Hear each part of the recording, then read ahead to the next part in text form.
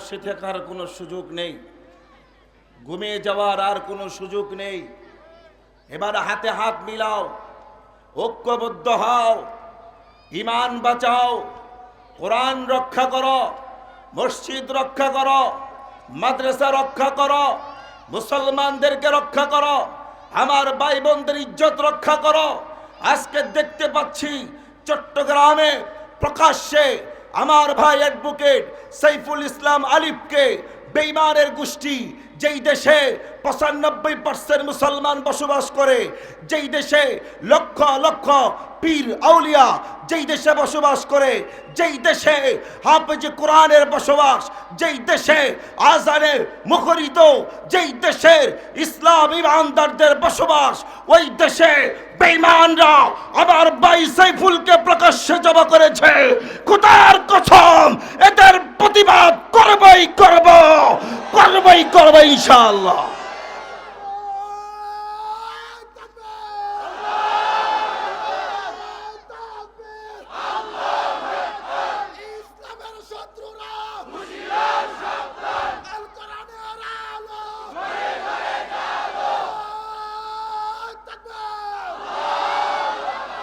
ভাইরা আমার, পবিত্র কোরআনে কারীমের একটি আয়াতে কারীমার কিছু অংশ তেলাওয়াত করেছি।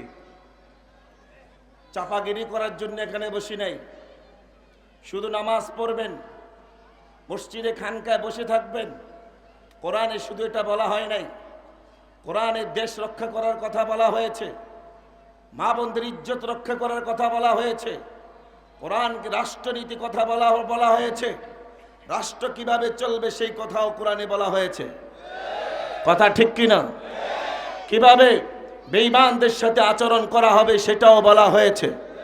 কথা ঠিক কিনা? মাত্র ৮৪ বার নামাজের কথা বলা হয়েছে, ৬০০ তার চেয়ে ঊর্ধ্ব বেশি জিহাদের কথা বলা হয়েছে। আমার নবী শুধু মসজিদে নববীতে বসে থাকেন নাই, আমার নবী মসজিদে নববীর দরজা খুলে অস্ত্র হাতে নিয়ে যুদ্ধের পোশাক পরে ৬৩ বার মাঠে ময়দানে নেমেছে, বেঈমানদের মোকাবেলা করেছে।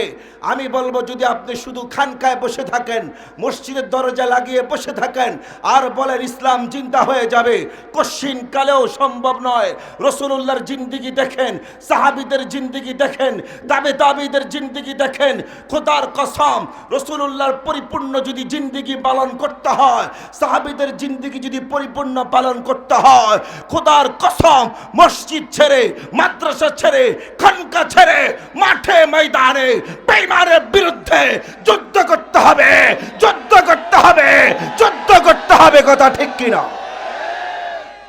আল্লাহ কোরআনে কারীমের মধ্যে বলেছেন, ইন্নাল্লাহা আশতারা মিনাল মুমিনিনা আনফুসাহুম ওয়া আমওয়ালাহুম বিআন্না লাহুমুল জান্নাহ ইউকাতিলুনা ফি সাবিলিল্লাহি ফায়ুকতালুনা ওয়া ইউকতালুন।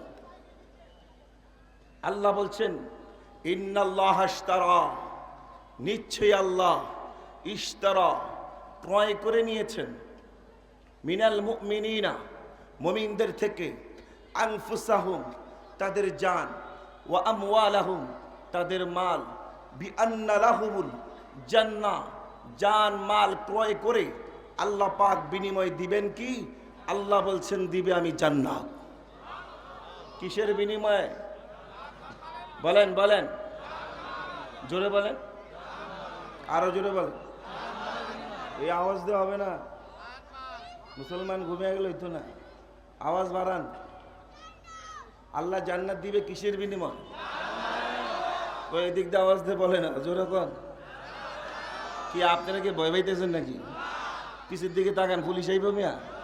আমি তো গুলিস্তানেই বক্তৃতা দিই, সারা বাংলাদেশেই করি। ঠান্ডা ওয়াজ আমার কাছে নাই, গরমটা দিতে হবে। রসুল যদি গরম দিতে পারে, আমি কি রসুল সাল্লাল্লাহু আলাইহি ওয়াসাল্লামের সৈনিক হয়ে দিতে পারি না? হ্যাঁ, আল্লাহু আকবার। জানের বিনিময়, মালের বিনিময় আল্লাহ বলছে দিবে কি? আরো জোরে কম। শুধু মাল দিলে হবে না, কি দিতে হবে? শুধু জান দিলে হবে না, কি দিতে হবে? মাল দিতে হবে। ইউকাতিলুনা ফি সাবিলিল্লাহি ফায়াকতুলুনা ওয়া ইউকতালুন। আল্লাহ বলছেন আল্লাহর রাস্তায় লড়াই করো, জান দাও, মাল দাও, শুধু মায়ের খাইলে হবে না, মায়ের দিতেও হবে। জোরে বলেন, শুধু মায়ের খাইলে হবে না, মায়ের। এটা কি আমার কথা? কার? চিৎকার দিয়া কন, চিৎকার দিয়া কন, নারায়ে তাকবীর, নারায়ে তাকবীর। আওয়াজ ধরে রাখবেন তো। হ্যাঁ, আল্লাহ বলছে শুধু মায়ের খাইস না, মায়ের, শুধু মায়ের খাইলে হবে না, মায়ের। আপনাদেরকে আমি একটা ঘটনা শুনাই, হাদিস মনে পড়েছে। আল্লাহ রসুলের সাহাবী হযরতে জারীর রাদিয়াল্লাহু তাআলা আনহু, নাম কি? জোরে কোন, আরো জোরে কোন। জারীর রাদিয়াল্লাহু তাআলা আনহু যুদ্ধের ময়দানে গিয়েছেন। তার ঘোড়াকে শক্তিশালী করে, অনেক খাবার দাবার নিয়ে, ঘোড়া শক্তিশালী ঘোড়া নিয়ে জারীর রাদিয়াল্লাহু তাআলা আনহু মাঠে নামছে। জারীর এমন ভাবে মাঠে বিরামহীন যুদ্ধ করতেছে, হাদিস শরীফের মধ্যে আসছে প্রায় 8 ঘন্টা একটানা বিরামহীন যুদ্ধ করেছে। সুবহানাল্লাহ। কয় ঘন্টা? 8 ঘন্টা।